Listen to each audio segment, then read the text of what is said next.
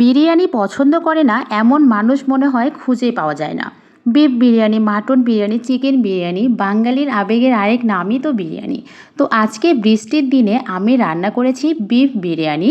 আর এভাবে বিরিয়ানি রান্না করলে বিরিয়ানি খেতে এত বেশি মজার হয়, পারফেক্ট একদম ঝরঝরে। আমি আপনাদের সাথে কিছু টিপস অ্যান্ড ট্রিক্স শেয়ার করব, যাতে করে আপনিও এই মজাদার বিফ বিরিয়ানি তৈরি করে নিতে পারেন। আশা করছি আমার আজকের ভিডিও আপনাদের কাছে ভালো লাগবে। তো প্রথমে বিরিয়ানি রান্না করার জন্য আমি একটা প্যানের মধ্যে নিয়ে নিচ্ছি পরিমাণ মতো সয়াবিন তেল। তেলটা আমি একটু বেশি ব্যবহার করেছি। আর তেলটা গরম হয়ে গেলে এখানে আমি 1 কাপ পরিমাণ পেঁয়াজ কুচি ব্যবহার করছি। অবশ্যই পেঁয়াজটাকে কিন্তু খুব ভালো করে কুচিয়ে নিতে হবে। আমি পেঁয়াজটাকে একদম বেরেস্তা করে ভেজে নিয়েছি। পেঁয়াজটা যখন ভালোভাবে বেরেস্তা হয়ে গিয়েছে, এখন একটা বাটির মধ্যে আমি সবগুলো বেরেস্তা উঠিয়ে নিব। পেঁয়াজ বেরেস্তা উঠিয়ে নেওয়ার পরে ওই একই তেলের মধ্যে আমি দিয়ে দিব কিছু আলু। আমি এখানে 2টা বড় সাইজের আলু ছোট ছোট টুকরা করে কেটে নিয়েছি। এখন এই আলুগুলোকে ভালো করে তেলের মধ্যে ভেজে নিতে হবে। মোটামুটি কড়া করেই আমি আলুগুলো ভেজে নিয়েছি। ভেজে নিয়ে ওই একই তেলের মধ্যে আমি এখানে দিয়ে দিয়েছি কয়েকটা সাদা এলাচ, লবঙ্গ, 3টা দারচিনি আর দিয়েছি 2টা তেজপাতা। কয়েক সেকেন্ড ভেজে নিয়েছি। এরপরে দিয়ে দিয়েছি পেঁয়াজ বেরেস্তা 3 ভাগে 2 ভাগ, বাকি 1 ভাগ আমি পরবর্তীতে ব্যবহার করব। আমি কিন্তু ইচ্ছে করেই পেঁয়াজ বেরেস্তাটাকে ভালো করে একটু ডার্ক করে নিয়েছি, এটার কারণ আমি পরবর্তীতে বলছি। অল্প একটু পানি ব্যবহার করেছি মশলাটাকে ভালোভাবে কষিয়ে নেওয়ার জন্য। এখন এখানে কিছু মশলা আমি অ্যাড করে দিব। আমি এখানে 2 টেবিল চামচ টক দই ব্যবহার করেছি। আস্ত কাঁচামরিচ ব্যবহার করেছি 7-8টার মতো।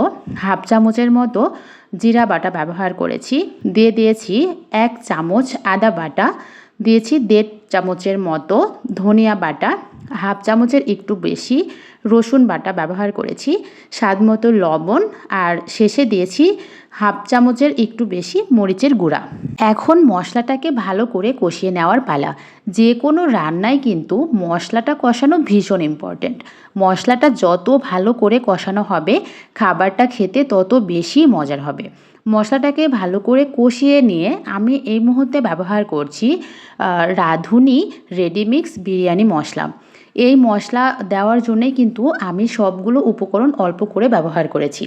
আপনারা যদি এর থেকেও কম উপকরণ ব্যবহার করেন, তাহলে কিন্তু রাঁধুনি রেডিমিক্স বিরিয়ানি মশলার ফুল প্যাকেটটাই এখানে ব্যবহার করতে হবে।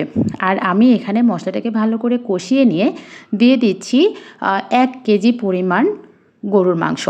আপনি এই রান্নাটা চিকেন বা মাটন দিয়েও কিন্তু সেমভাবে করে নিতে পারেন।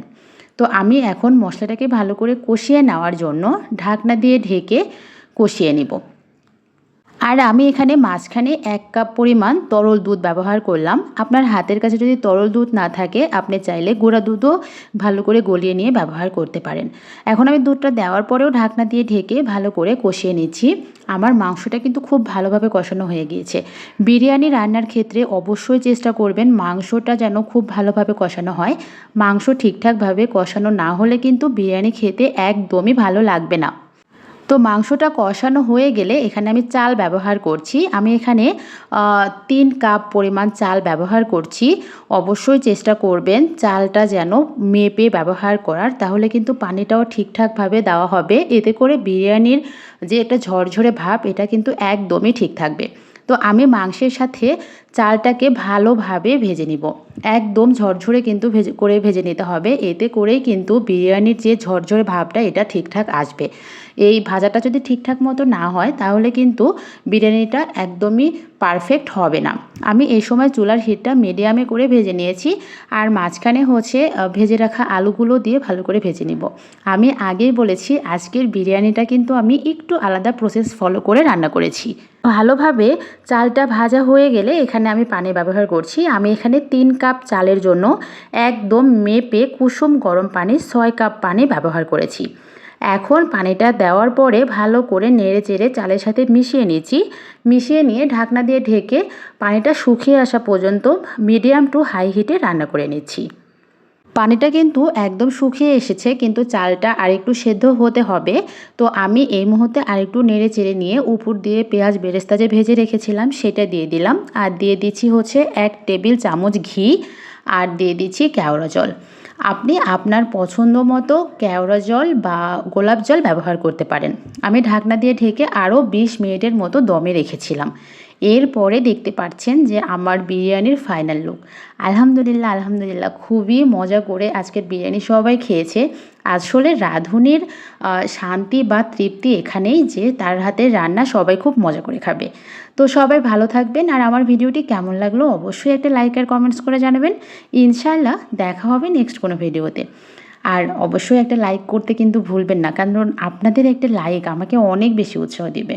আল্লাহ হাফেজ, আসসালামু আলাইকুম।